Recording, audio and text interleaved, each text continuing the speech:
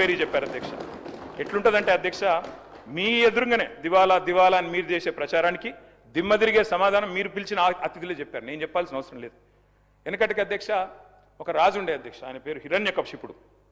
ఆయన ఏం చేసిండు అధ్యక్ష, నా రాజ్యంలో నారాయణ నామస్మరణ వినబడకూడదు అని చెప్పి నిషేధం విధించిండు అధ్యక్ష. నా రాజ్యంలో హరియానా వాళ్ళు కనిపించకూడదు అని నిషేధం విధించాడు. కానీ ఆయనకు పుట్టిన కొడుకు ప్రహ్లాదుడు రోజు నిత్యం నారాయణ మంత్రాన్ని జపిస్తుండే అధ్యక్ష. దాంతోనేమైంది, ఎక్కడున్నాడు నీ హరి అని హిరణ్యకశిపుడు అడిగితే, ఇందుగలడు అందులేడని సందేహం వలదు, చక్రి సర్వోపగతుండు, ఎందెందు వెతికి చూసిన అందందే గలడు అని జవాబిచ్చిండు ప్రహ్లాదుడు అధ్యక్ష.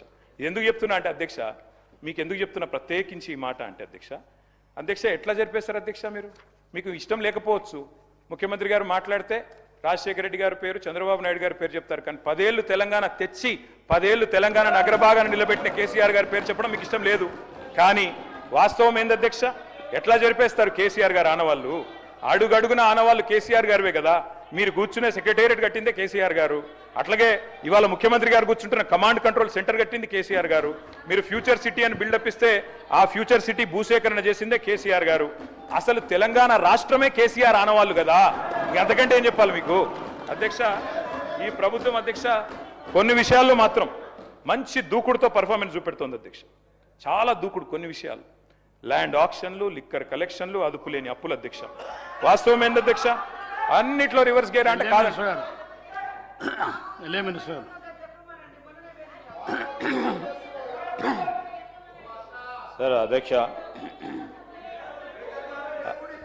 అధ్యక్ష సార్, ఈరోజు మేమిక్కడ ప్రభుత్వంలో ఉన్నది ఆలోచన చేస్తా ఉన్న తీరును కూడా ప్రజలందరూ కూడా గమనిస్తూ ఉన్నారు అధ్యక్ష.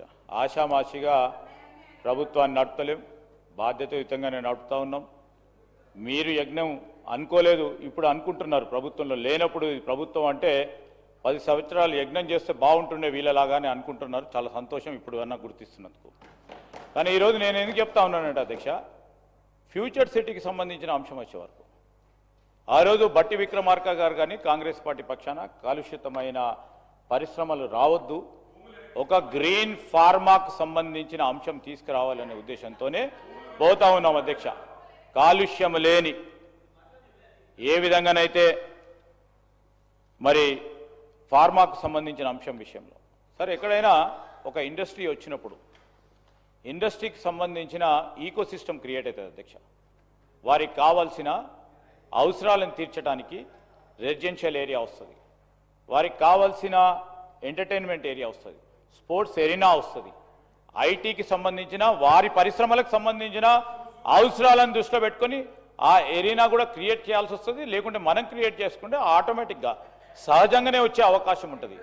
సో ఈరోజు దానికి ఒక స్పెసిఫిక్గా అక్కడ గ్రీన్ ఫార్మా మేము చేపడుతున్నామని ఈరోజు కోర్టులో కూడా చెప్పడం జరిగింది అధ్యక్ష. వెనకకు పోతున్నాం మేము, దేని విషయంలో కూడా బేషిజాలు లేవు. ఈరోజు కూడా స్పష్టంగా పోతున్నాం. మీరు ప్రజలను పక్కదారి పట్టించే ప్రయత్నం చేస్తూ ఉన్నారు, చేయండి. కానీ మేము ప్రజలకు చేసే తీరుని మంచి ఆలోచన ముందుకు పెట్టే ప్రయత్నం చేస్తూ ఉన్నాం అధ్యక్ష. వీరు చెప్తా ఉన్నారు, అరే 5,75,000 కోట్లు ఎంఓయూలు చేసుకున్నారంటే ఎందుకు చేసుకున్నారు? చేసుకోకుంటే బాగుండేదని వారి ఆలోచన కనబడతా ఉంది. సరే, వారి ఆలోచన ఆ విధంగా ఉంది కానివ్వండి. వారికి ఆ విధంగా కాదు, 5,75,000 ఎంఓయూలు చేసుకున్నంత మాత్రాన మాకు కూడా తెలుసు అధ్యక్ష, వారికి కూడా తెలుసు. వారు కూడా వెళ్ళారు, దావోస్కి వెళ్ళారు, ఇతర ప్రాంతాలకు వెళ్ళారు. ఈరోజు మహారాష్ట్ర కానీ ఇతర రాష్ట్రాలకు సంబంధించి ఒక పోటీ ప్రపంచంలో మనం ఉన్నాం అధ్యక్ష. ఈరోజు మేము ముఖ్యమంత్రి గారు, మహారాష్ట్ర ముఖ్యమంత్రి గారితో మనం మాట్లాడితే ఎంఓయూలు చేసుకున్న తర్వాత అసలు గ్రౌండ్ అయినవి ఎంత శాతం ఉంటుంది మీ దగ్గర అని అడిగాను. ఎందుకంటే అత్యధిక శాతం ఎంఓయూలు వాళ్ళే చేసుకుంటారు డావోస్కి వచ్చి ఇంటర్నేషనల్ ప్లాట్ఫామ్స్ మీద. 30 to 40% విల్ బి గ్రౌండెడ్. మా దగ్గర ఎప్పుడు కూడా ప్రతి సందర్భంలో అవుతుందని చెప్పారు, వారికి కూడా తెలుసు. నేను definitely I'm standing over here on this August house అధ్యక్ష.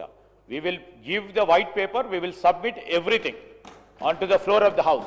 We are striving very consciously, conscientiously, trying to prove ourselves that Telangana will definitely rise.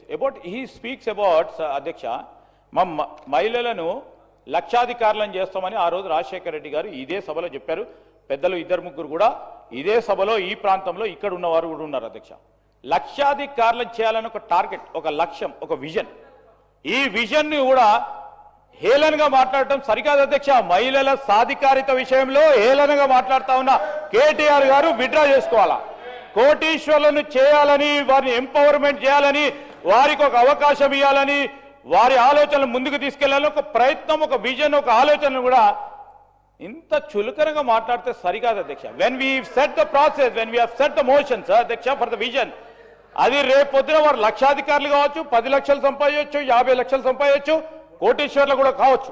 కానీ కోటీశ్వర్లకు కావాలనే ఒక ఆలోచన, ఒక తాపత్రయం, ఒక లక్ష్యం, ఒక విజన్ లేకుండా మేము పెట్టాము ఎట్లయితారు అంటే ఇప్పుడే మీరు వారి అలా ఎక్కడో బారుమూల ప్రాంతంలో కూర్చున్న మా మహిళా సోదరమని కోటీశ్వర్లను కావచ్చు, ఒక్కడి అడుగు తర్వాత ఇంకో అడుగు వేస్తా ఉంది ప్రభుత్వం అని మనస్థైర్యం పొందుతా ఉన్న సందర్భంలో వారు ఈ విధంగా బాధ్యత గల ప్రతిపక్షంలో ఉండి ఈ విధంగా మాట్లాడటం నిజంగానే వారికి ఉన్న అనుభవం ఈరోజు మీరు చెప్పాలా. మీరు చెప్పారు విజన్ ఏ విధంగా చేపట్టబోతున్నారని అడగండి, చెప్తాం. కానీ ఏ విధంగా చేపడతారు? ఏదో ఆశామాషిగా మాట్లాడారు, ఈ అడ్డగోలుగా మాట్లాడారు, ఇష్టం రాజ్యం మాట్లాడారు, ఇది అయ్యేది కాదు పోయేది కాదు అని మాట్లాడితే ఎట్లా అధ్యక్ష? ఈరోజు మహిళలకు సంబంధించి వారికి సంబంధించి ఒక్క అడుగు తర్వాత ఇంకో అడుగు ముందుకేస్తూ ఈరోజు ఒక్కటి తర్వాత ఒకటి అధ్యక్ష. ఈరోజు ఫ్రీ బస్, దట్ ఈస్ మేము ఫ్రీ బస్ అనేది it's women empowerment, it's not a ఇప్పుడు ఏదో ఫ్రీగా ఇస్తున్నాం, ఇట్స్ విమెన్ ఎంపవర్మెంట్ అధ్యక్ష. ఈరోజు సోలార్ సంబంధించి వారి పవర్ ఉత్పత్తి చేయాలని మహిళా సోదరులకు ఇస్తా ఉన్నాం, పెట్రోల్ బంకులు ఇస్తా ఉన్నాం, క్యాంటీన్లు ఇస్తా ఉన్నాం,